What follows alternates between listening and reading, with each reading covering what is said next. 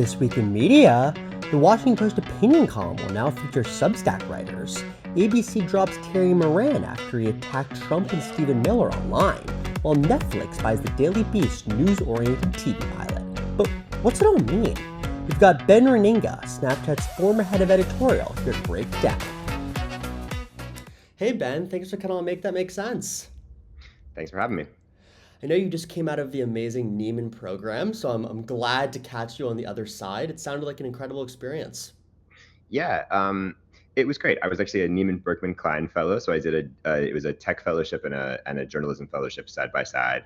And yeah, a really fun, slightly overwhelming, very stimulating experience. And now I'm back in the civilian world. Well, I'm excited to get your insights today about the week in media, and I'm sure that experience is only going to help you here. So should we get to the headline? Yeah, let's go.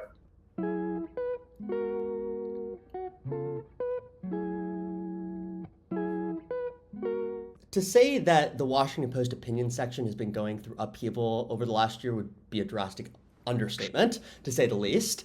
But this new program is called Ripple. And basically the idea is that they're going to allow the opinion section to be open to more writers on Substack or other writers at other publications. So let's start off with this. Does opening it up to more writers outside of the Washington Post writers dilute the authority of the brand? Or is it kind of part of this modernization of media that's more kind of platform centric? Yeah, listen, I think this and initiatives like it first and foremost are really interesting. I think like it's important to think or to remember, that mainstream media, as it were, has had a rough couple of years. Trust is down, reach is down, business models are shaky as they've always been. I mean, as you noticed, there's been some, a little bit maybe more drama at the Washington Post than they would have liked around their op-ed pages. But, like broadly speaking, the industry is not soaring and up and to the right.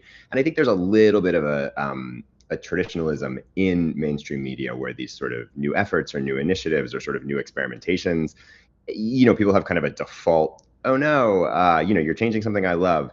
And I would just like, first and foremost, say that I think it's genuinely interesting and cool when places are willing to be experimentative and try new things and sort of take some swings. And, as with anything like this, devil's in the details. I could see a lot of ways in which it could be a really interesting program, broaden the reach of the Post, bring in new voices, maybe also let some smaller publications sort of benefit from that brand. But yes, I mean, in that light, and to your question, I think the core of the Post is its newsroom, and I think it's always separate from the opinion pages. So in terms of diluting, that wouldn't be the primary thing that I would worry about, because I think the engine of the newsroom is going to stay unchanged. I think if they were going to, open up news reporting, that might be a different conversation. But for something like this, I mean, opinion pages have been traditionally very gate kept, and generally speaking, the idea of bringing in a broader and more diverse set of voices is to me an interesting one. This is obviously like an early story about a not yet launched program, so lots remains to be seen about what it actually looks like when it launches. But I would say, yeah, it seems interesting to me. So this is an open-ended question, so there's no right answer here. But what do you think the future of opinion journalism is then? Do you think it's more curated around niche personalities like Substack is, or something more like Spotify where it's kind of curated around taste? How do you kind of think about that? Yeah, I mean, I think that's a very interesting framing. If I had to pick between the two, and I don't know that the future fits maybe neatly into one box or the other, but the Substack model, insofar as that's personality first, has been seeing a lot of growth. We've obviously seen a lot of mainstream journalists leave their publications to go join Substack. I mean, Oliver Darcy, Chuck Todd, Taylor Lorenz. I feel like there's 1,000 names that won't come to me right now. And those folks have been doing it, I think, for a number of reasons. I think maybe they feel like they can make more money. Maybe they feel like they have more opportunity or more freedom. But there's definitely like a real sort of transition going on right now where audiences are preferring a direct connection to an individual. There's trust in institutions are down. There's sort of an overall skepticism. And so that sort of like direct relationship with readers has proven really successful. And I think you've seen a lot of growth on Substack. You've seen a lot of growth with, creators on social media. And I see a lot of energy there. So So, if I had to pick to say what I think the future of It's an journalism is, impossible it question, really. might be a Yeah. bit of a swing. But it's interesting because I'll just add one more thought, which is that I was talking to some folks on Substack and folks who consume a lot of Substacks, and if there's sort of a common, I mean, complaint might even be too strong, but I find this with my own Substack consumption patterns, is that there is an urge to have it curated. I think everyone is sort of, how many Substacks can I possibly have? How many newsletters can a man read in one day? I think a lot of folks are kind of always, juggling the ones they're most interested in and trying to not spend $1 million a month for the ones they've forgotten to read. And so, if you look at an effort like the Post, sort of most favorably as sort of an effort towards kind of adding a curatorial lens to something like Substack, that's really interesting because I think, you can't.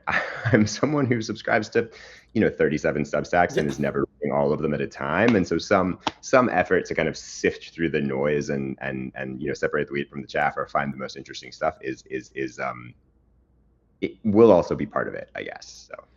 It's candidly hard to put opinion journals in one of those two buckets, but your attempt there was impressive, so I appreciate it. All right, should we go on to our tweet? Yeah, please.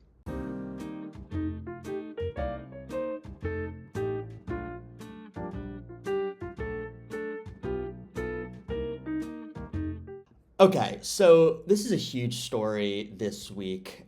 Terry Moran, who was one of the star correspondents at ABC and actually had a sit-down interview with Trump only about like a month or two ago, Yeah. posted some not favorable comments about Stephen Miller and Trump online. And after the administration complained, ABC suspended and is now not retaining his contract. Yes. Let's kind of get to the main point here. What precedent does this set for the future of free press? Yeah, I mean, there's some complexity here, right? Because the order of operations that you laid out is correct, but I'm not sure that we can be certain about the causal link between those two.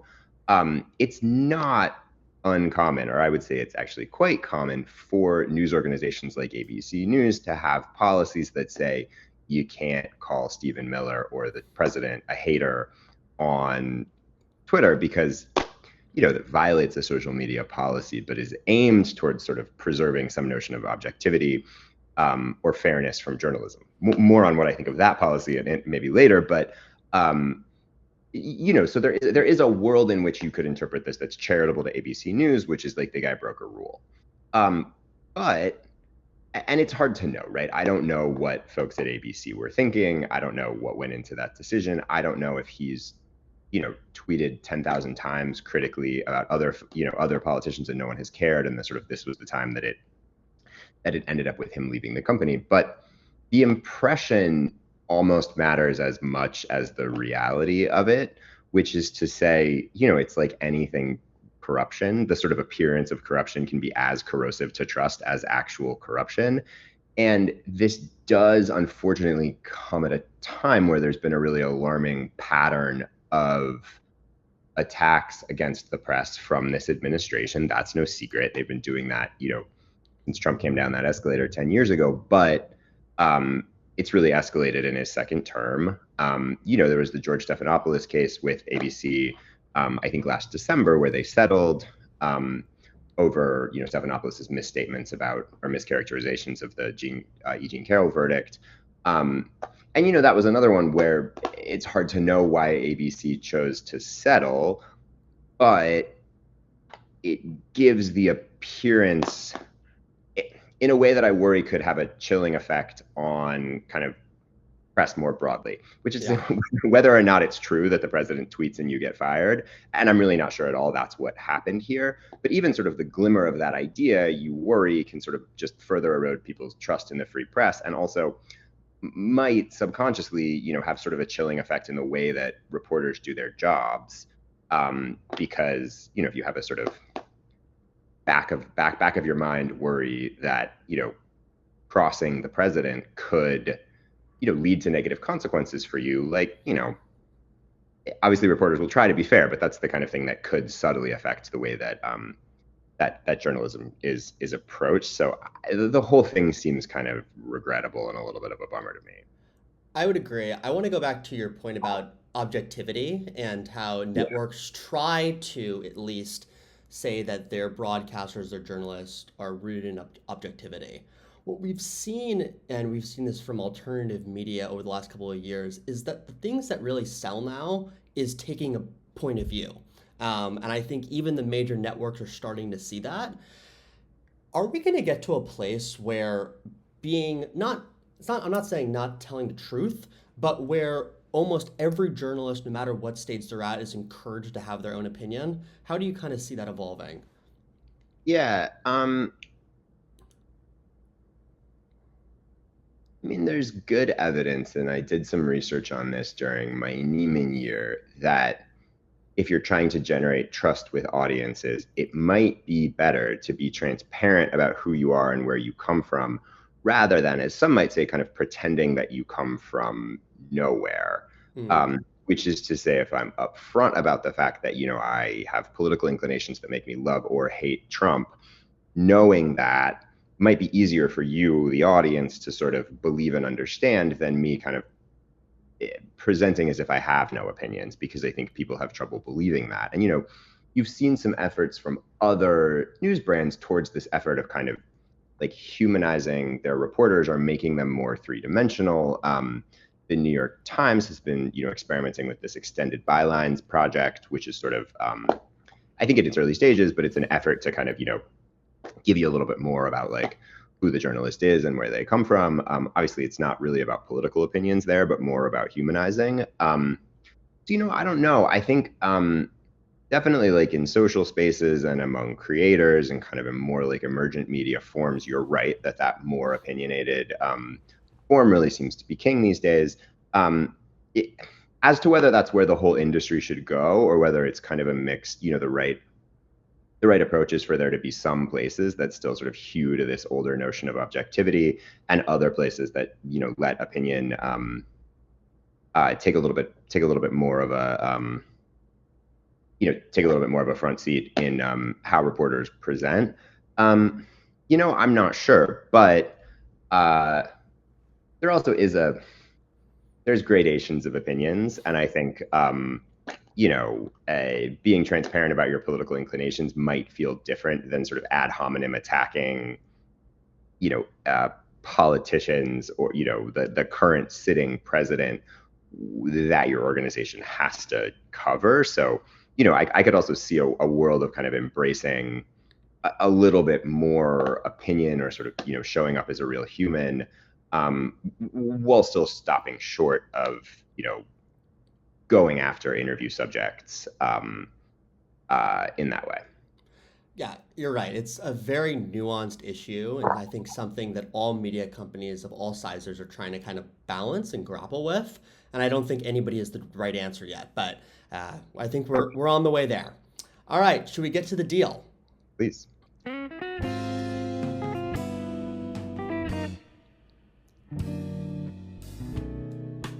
Okay, so there are really two interesting sides of the story in my view. One is Netflix trying to become more like YouTube.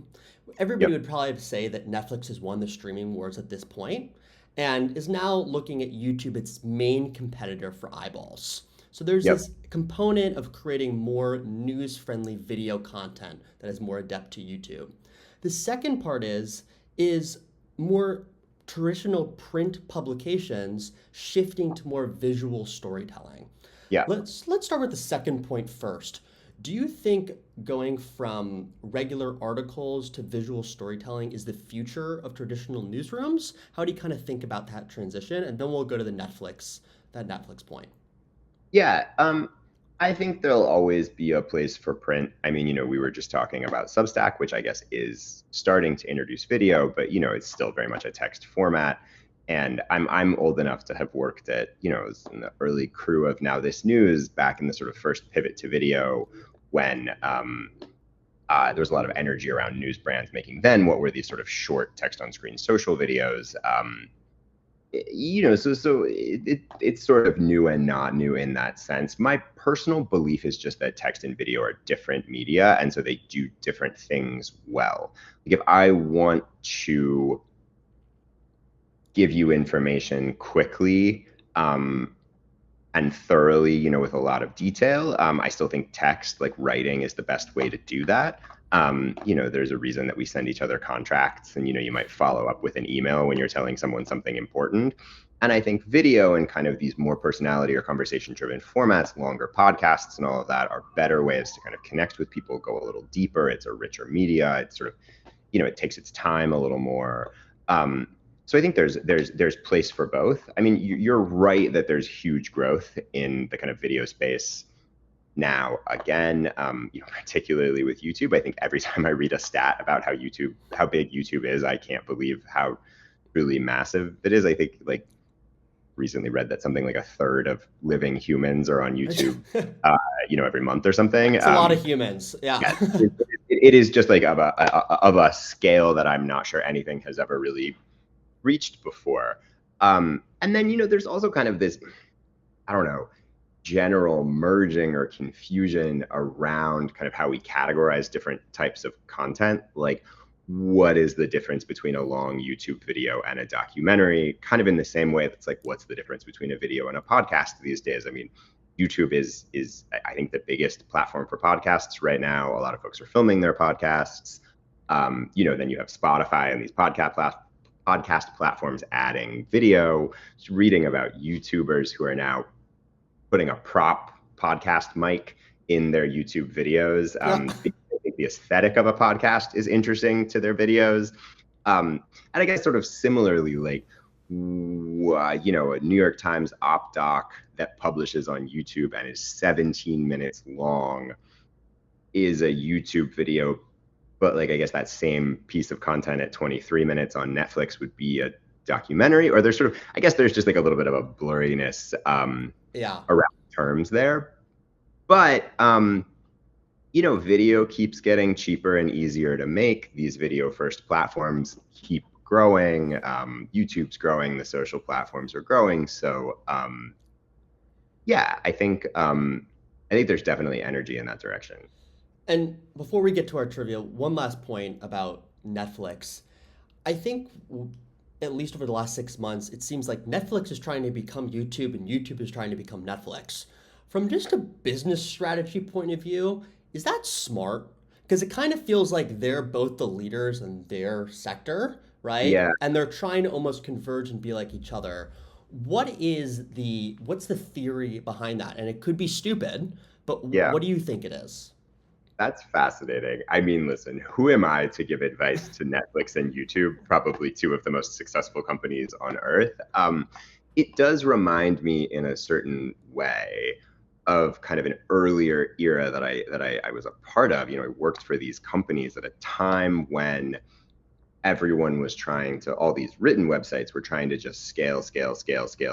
And it was like, you had sports websites launching beauty verticals and beauty websites launching sports verticals, and like everyone was doing news. You could go on like Bustle and find a breakdown of the same, news article that was on the front page of the New York Times, and sort of this like everyone trying to be everything to everyone like scale approach. And ultimately, at least in the digital space, that didn't seem to be the right way to go about it. Like a lot of those giant places ended up collapsing. And at least in that space, now there's more of a, have a specific audience, try to have a deep relationship with them, reach all of them. But, you'd be better off having 100,000 paid subscribers than trying to get a CPM ad in front of zillions and zillions of people.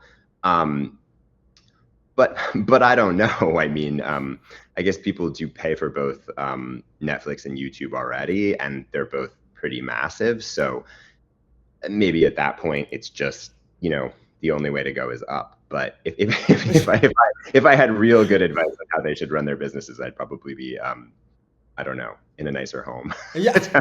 Telling you this. So. Fair enough. All right. Should we end with a little bit of trivia? Let's give it a whirl. Okay, first one, Two Truths and a Lie. Tell me which one's the lie. Okay. Braveheart won Best Picture at the 1996 Academy Awards. Anderson Cooper's mother was one of the most famous women in the world. And the journalism school at Arizona State University is named after Bill Rather. Okay, fascinating. Anderson Cooper's mother is Gloria Vanderbilt, a very famous woman. I do, in fact, know that that is true. Um, I have seen the film Braveheart, but have no idea about its awards or precisely what year it was. I also don't know much about ASU, but if I had to guess the lie, I would say it's number one. All right, well, you were close. I Dang. was trying to tempt you that way. It's actually the Walter Cronkite School of Journalism, so Fair another enough. famous journalist. All right, this one's true or false. Fox News was founded in 1998. False, earlier than that. All right, we went one for one. It was 96. Delightful. Nobody's going to argue about 50%. People have done worse. But yeah. Yeah, I mean, that's a failing grade, but Yeah. I'm going to give myself partial credit for number one, and then I push up to, I think you should. I think you should. All right. Well, Ben, really appreciate you taking the time and sharing some unique insights, and really appreciate all your takes, and looking forward to keeping in touch. Totally. Yeah, this was fun. Thanks for having me on. Awesome. Thanks, Ben.